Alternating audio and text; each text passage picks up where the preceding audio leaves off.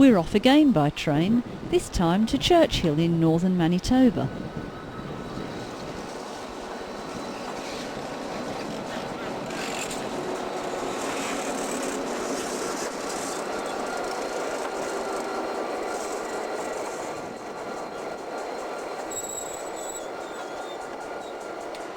After an overnight on the train, we make a service stop at La Paz.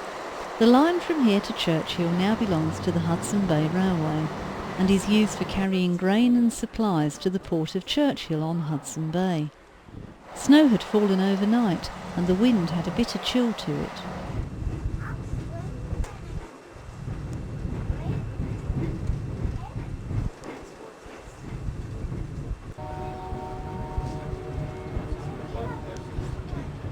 The 1,055-mile journey is scheduled to take 34.5 hours and involves 2 nights on the train.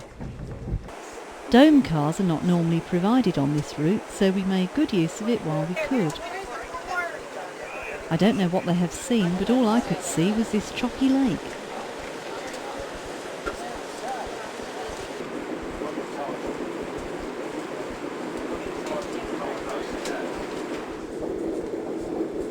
There is not a lot to see from the train as we head into the wilderness.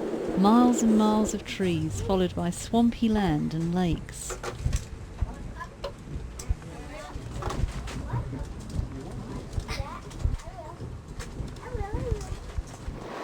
Another service stop is made at Thompson during the late afternoon. After our second night on the train, we had reached the Arctic tundra. Here the trees are very small as the land has permafrost and the growing season is very short.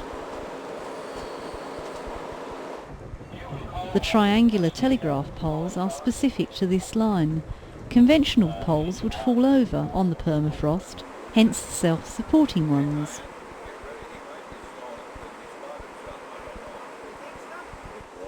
The near-frozen lakes are themselves on top of frozen ground.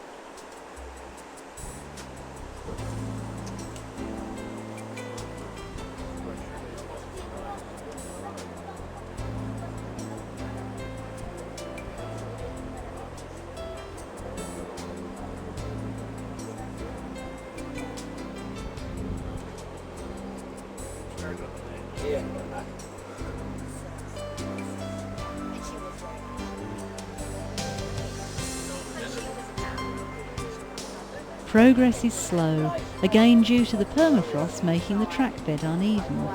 There are no roads to Churchill, so the only ways in and out are by train or plane. Ships can only get in for 3 months of the year when the ice thaws.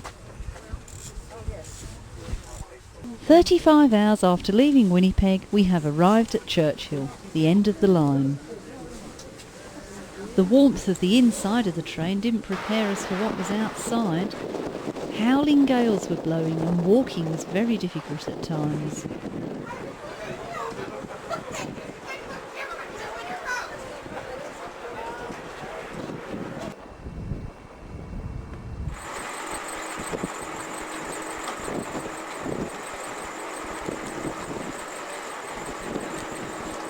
Our accommodation for the night would be the Churchill Motel.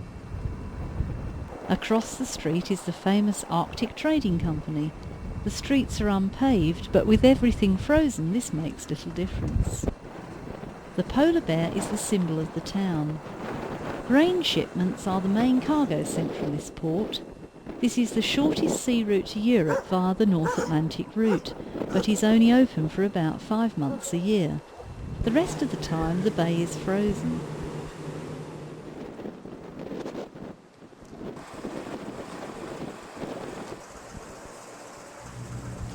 The Lazy Bear Cafe certainly had some atmosphere, even if the service was rather slow by our standards.